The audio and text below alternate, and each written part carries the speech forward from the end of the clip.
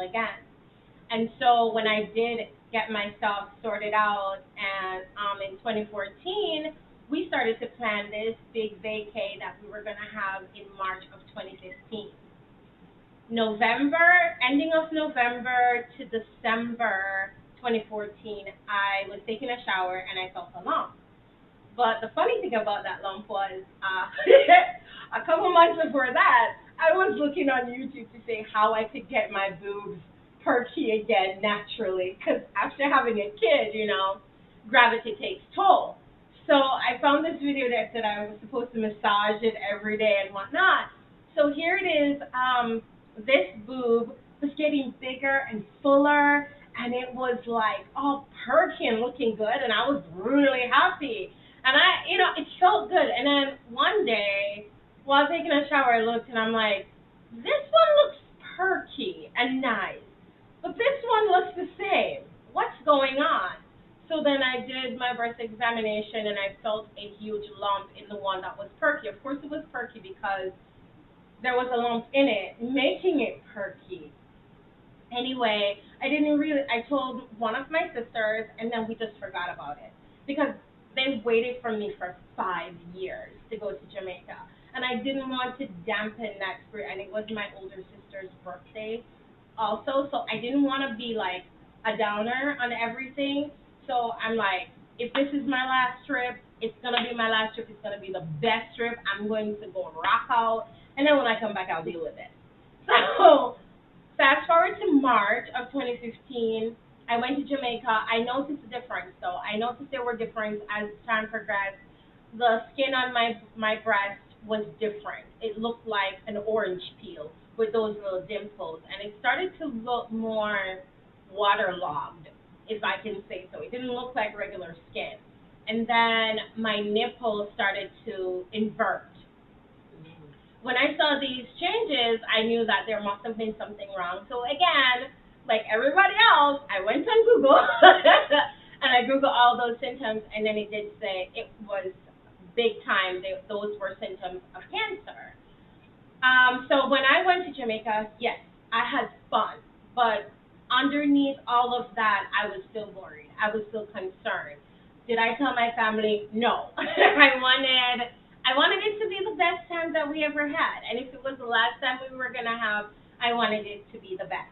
So when I came back from Jamaica, the ending of March, I hit the road running, I did not have any insurance at all. I just got my papers at the end of 2014, so I was working towards getting everything together.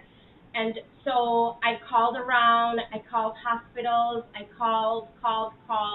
Nobody would give me a free mammogram. I wanted a mammogram. I know that I needed one.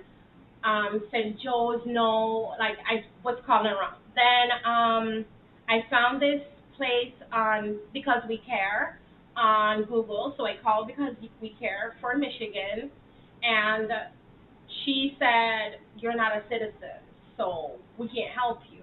And at that point, it's been like almost a month now, and so at that point was just my breaking point. And so I broke down and I asked her, are you going to let someone die? Because I'm a permanent resident. You get what I'm saying? I'm not illegal. I wasn't. So I broke down. I cried. I said, I cannot believe that you're going to let someone die just because of a citizenship. And I said, I don't understand that. And she said, okay, then just hold on. She came back. She's like, all right, I'm going to call you back in a few hours. I said, okay. I was right by my phone. She called me back. She's like, what place is close to you? Novi, Southfield. We have this program in two of those places. Southfield is more receptive to people who don't have insurance. So I said, I'll take Southfield. I took Southfield. I knew where Southfield was, and I was more comfortable driving to Southfield than to Novi because I didn't really know around Novi. So I went, I got a doctor's appointment. I was really happy. I went into the doctor's appointment. I thought that they would have given me a mammogram, but it wasn't so. When I went into the doctor's appointment, it was a fellow's clinic, so the doctor the chief doctor wouldn't come in. It was just the practicing doctors. You know what I mean? The fellows who are coming to get their practice. So a lady came in and she asked me what was going on. I described everything to her. I told her there's a lump in my breast. I feel like it's cancerous. Da da da da da. She didn't ask me to take my clothes off. She just pressed, and then the lump was huge. It was big. As soon as you go like this, you could feel it. And she left and came back, and she said, the doctor said it's just mastitis. So they'll just give me some pills, and that's it. So I said, no. And she stopped and looked at me and said, I am not leaving here. This is not mastitis. I did agriculture in Jamaica. That was my major for 4 years. I know what that is. That's when the cows don't get to breastfeed and it calluses. I know what that is. That is not this. And then I said to her, after I had my daughter, my breast stopped producing milk before my daughter wanted to stop drinking milk. So that's not what this is. And I said, she's like, okay, so tell me, why do you think it's cancer? And I told her about the skin looking like orange, the inverted nipples, the drainage. And she looked at me shocked, like, I said, I am not leaving here until I get what I need. Because it's my life. And I'm not going to play around with my life. I am sweet. I am very, very, like, calm. I don't raise my voice unless I have to. I don't stand up unless I have to. And at that point, it was my life. My daughter was only 5 years old. She turned 5 the January. And I was not going to leave her. So she left. She told the chief doctor. She came back and she's like, okay, Ms. Campbell, you need to get a mammogram done.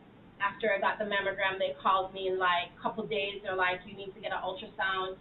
You need to get a biopsy. And things just started to progress. I'm like, okay, then what was the result? They're like, we can't tell you over the phone. You have to come in. I'm like, man, I have to drive to Southfield.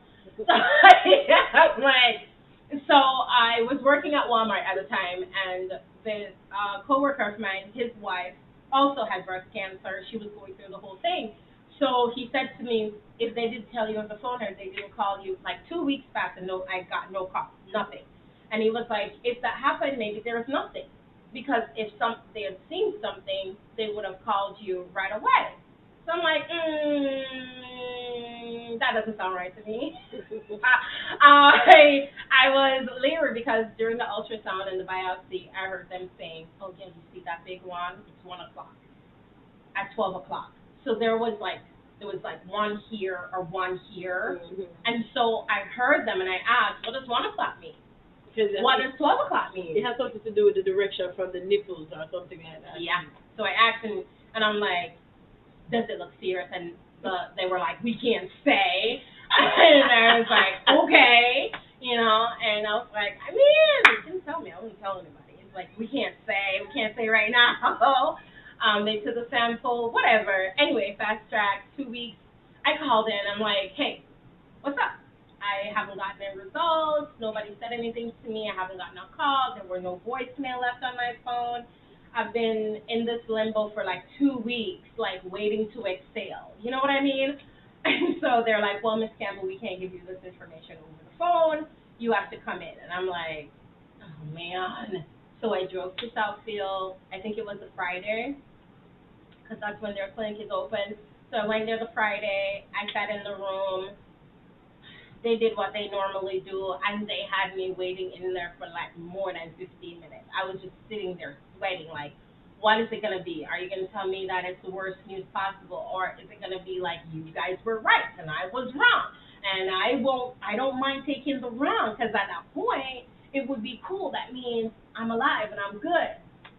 So the doctor came in with 4 other doctors. I was like, the room was very small. And at this point, there were so many people in there. I was like, okay, guys, like, what's up? And they're like, Miss Campbell, you need to sit down. And I'm like, are you going to tell me that I have cancer? Because that's the only time that people tell you to sit down. Like, you tell someone to sit down, they know it's bad news. So I said, Miss Campbell, you need to sit down. I sat down. Just remember, I was in Christ. I am saved. So when I went in with a mindset to know that even though it might be the worst news possible, you're going to be okay. because I'm a son. Like, you can't take me out. Like, I live from victory. So when they told me, they're like, Miss Campbell, you have stage 3 cancer, 3.5 or something like that. It already went into your lymph nodes, and your lymph nodes have cancer in it, and the next place is your larger organs, da da da da da.